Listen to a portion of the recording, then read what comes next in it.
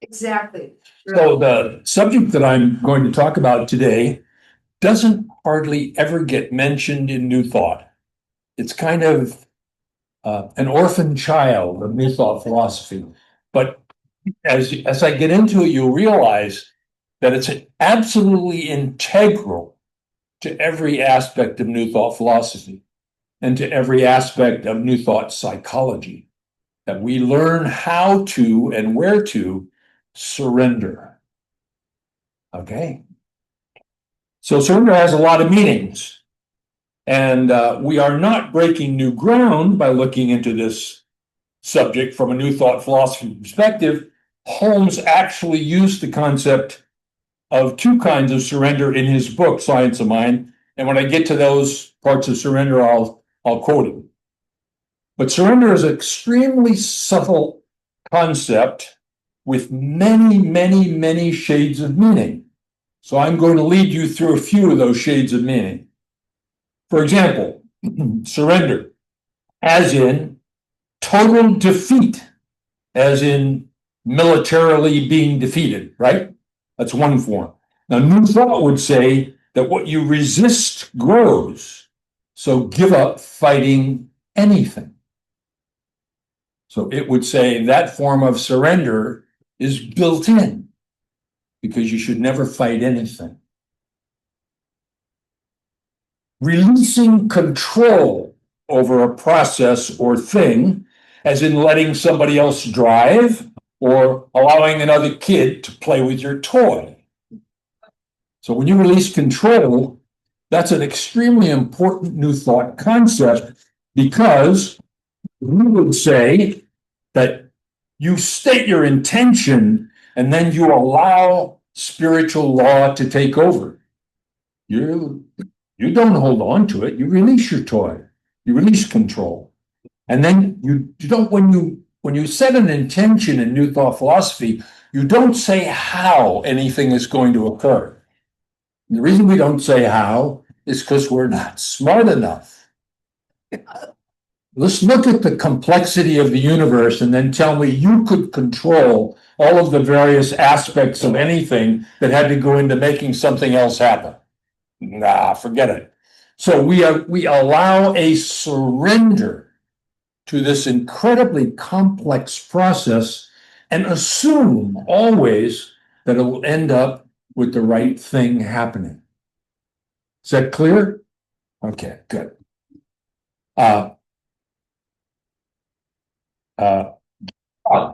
As in giving up to the police, relinquishing your freedom. Now, in this case, New Thought would say, relinquish your ego to spirit and be guided and led to complete freedom. It's only through relinquishing one part of you that you can gain freedom for the other part of you.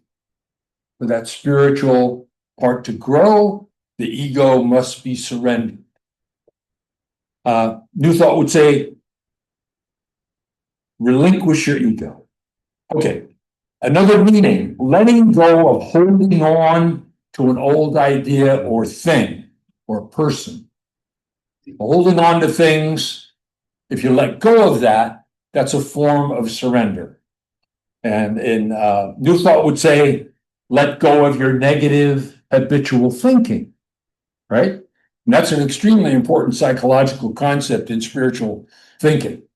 If we don't let go of the way we are habitually thinking, we'll continue to outpicture the same lives we have in the past. So if you want your life to change, you have to let go of your old ways of thinking, old habits. The big book of AA puts it this way. The result was nil until we let go absolutely. The result was nil until we let go of our old ideas absolutely. Now that's extremely powerful. And what we're talking about here is, if you're stuck mentally, your life is stuck. If you're stuck emotionally, your life is stuck. And the only way out of that stuckness, out of that static, unmoving mass of stuff, is to let go of what old belief systems are running your life. And that requires a lot of work, and that's a whole nother speech. Okay. So another way of looking at surrender, submitting to the control of an outside force, as in going with the flow of the river, right? So can you submit to this spiritual flow of life? New Thought would say, be one with the spiritual flow of life. Submit to it. Be surrendered to it. Another meaning of surrender, relaxing into a known truth and not fighting against it, as in acceptance of the truth. You see how complex surrender is and how many different possible meanings there are? It's fascinating to me. So,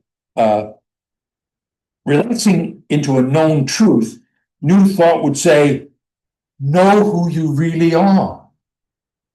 Know that truth first before anything else, and your life completely changes. Everything about your life will change as soon as you admit to knowing the truth about who and what you really are at your basic self. You are love in expression. You are perfection. You are the joy of God. And when you know that, everything changes. So you can surrender to that.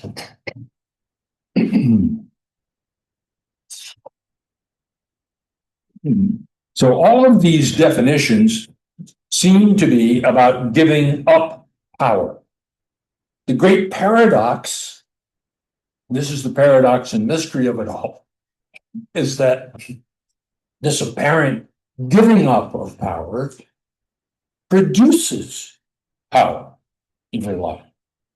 It does the exact opposite of what you think it would do. As you surrender to truth, as you surrender to acceptance, as you surrender to being who you really are, as you surrender to giving up your old ideas, you become more powerful, not weaker. Everything becomes more powerful. You are tapping in to a source of power that is so huge that you could never use it up. It's impossible to use it up. It's there for you to tap into every moment of your life. And it is inexhaustible, and there is no opposition to it. No opposition. There's only that one power, the power of love. That's it, nothing else. So Eckhart Tolle put it this way, I like this. Always say yes to the present moment. What could be more futile, more insane than to create inner resistance to what already is? What could be more insane than to oppose life itself, which is now and always now? Surrender to what is. Say yes to life and see how life suddenly starts working for you rather than against you. So that's another power in surrender. As you surrender to life itself, you surrender to the tremendous force of the universe, right? It says yes to you. You say yes, it says yes. And I'm going to end with this last definition of surrender. This one was provided by the amazing speaker, Brigida D'Amato, who told it to me personally. So I can verify that this is a quote. She said, surrender is not giving up. Surrender is giving upwards. Giving upward. Is that good? Yeah. All right. So now let's look at surrender as it relates to the principles of science of mind. So the first principle, of course, is oneness. Spirit is the source of everything. There is only one spirit. Spirit is all there. all there is. God or spirit is the only power. There's no opposing power of any kind. Spirit is all knowing, all loving, infinite, and eternal. So there's nothing to oppose. So why fight? In fact, there's nothing to fight against. There's nothing to fight against. Everything is only good. And what we choose to call not good is how we're using it or how we're relating to it. There's only God. That's all there is. The next step in science of mind is unification. So that each of us is a part of spirit. We are the direct expression of spirit as itself. We are the spiritual beings having a human experience, and God's nature is our nature. Spirit is love, peace, beauty, power, life, light, and joy. And this is what we are as our core. And Richard Rohr had this to say about this subject. You know, Richard Rohr is a Dominican friar who writes a lot of books, but he's very clever, very intelligent. His book is called Just This. He says, to me, surrender and letting go sound like losing, but they are actually about accessing a deeper, broader sense of the self, which is already whole, already content, already filled with abundant life. This new identity is that part of you that has always loved God. That part of you that has always loved God. That part of you which is always said yes to God. And it is that part of you that is already loved. And all you have to do is let go and fall into it. Just let go and fall into it. The ultimate act of surrender. Surrendering to the beauty and joy and love and peace and wonderment of God as it is. And when you let go, you find your true self. Because your true self is already content, already whole, already beautiful. Excuse me, but I have to blow my nose.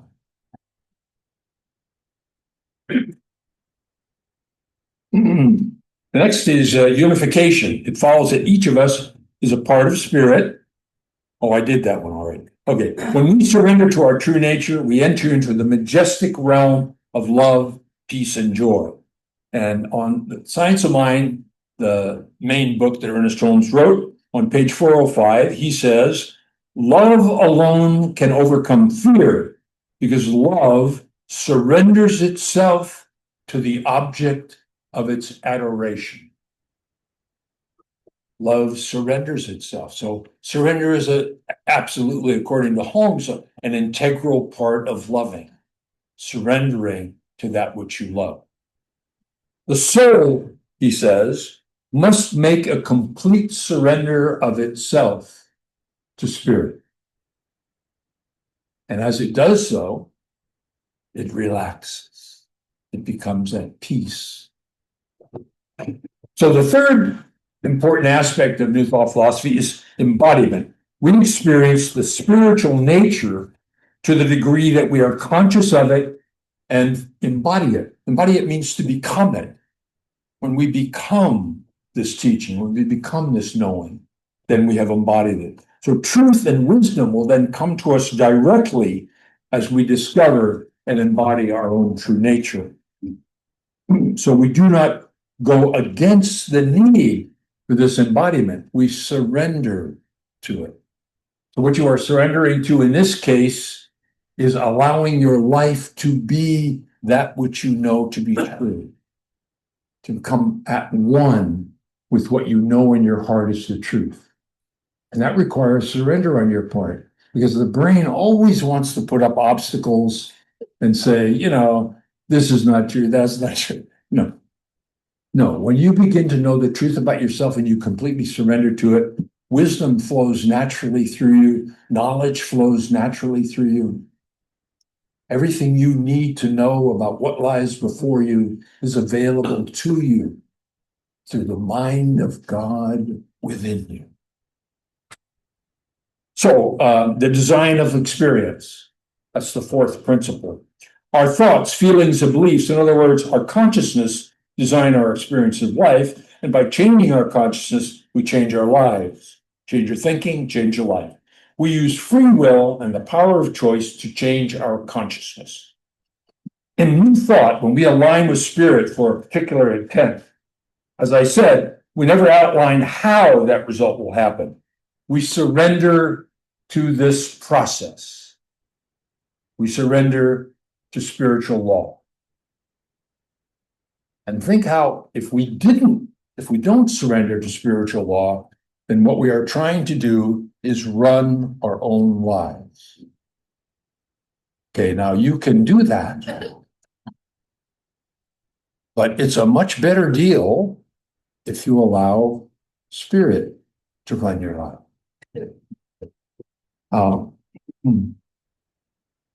At Science of Mind on page 122, Ernest says this about aligning.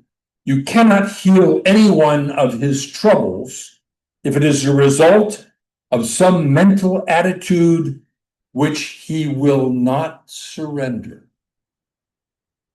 So even alignment, if you're a practitioner or you know anything about alignment, then you must realize that you cannot help anyone whose mental attitude will not be surrendered. If they won't surrender what they think, feel, and believe, you can't help them. That hurts. I want to wave a magic wand and help everybody regardless, but you can't. It requires that their mind be in consonance with your mind. And then the last section on spiritual law is manifestation into form. Our thoughts, feelings, beliefs, input into the spiritual law that I was talking about. It's called subjective mind. Love rules through law. And this is magical. Can you imagine that? You think and the universe changes. Wow.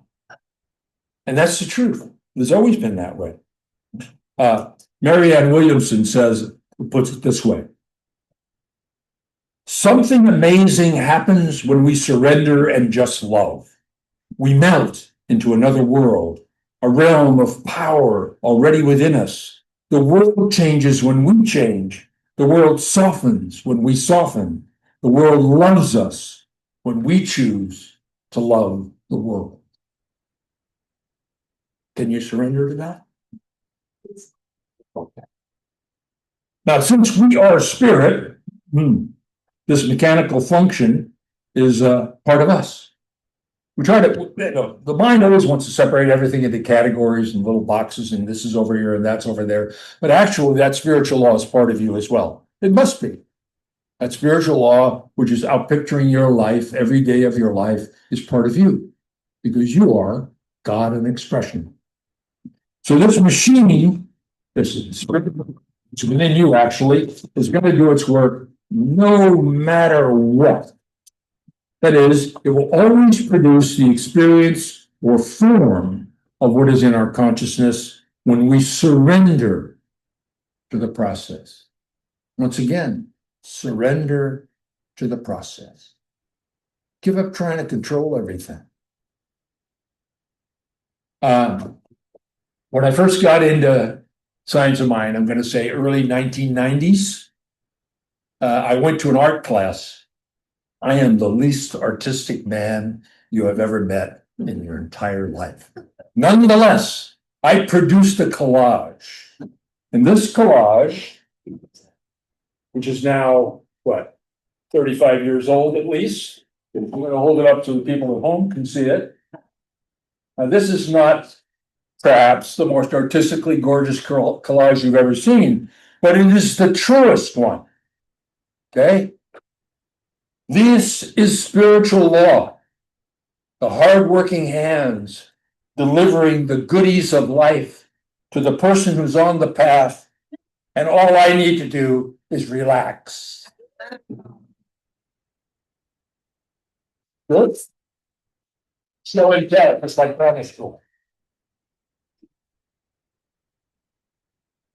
So I close with this poem from Hafiz, which I just love. It's called Tripping Over Joy. What is the difference between your existence and that of a saint? The saint knows that the spiritual path is a sublime chess game with God.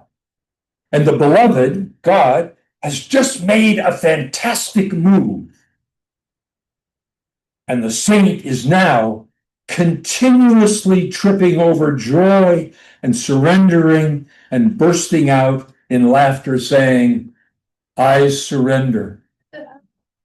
Whereas, my dear, I am afraid you still think you have 1,000 serious moves.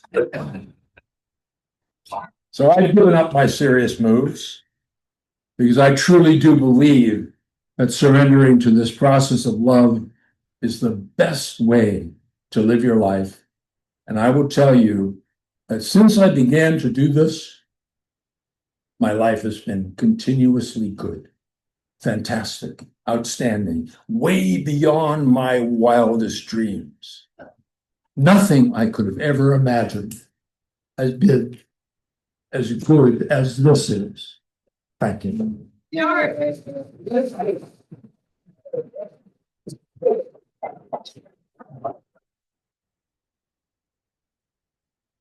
So let's close this with an line.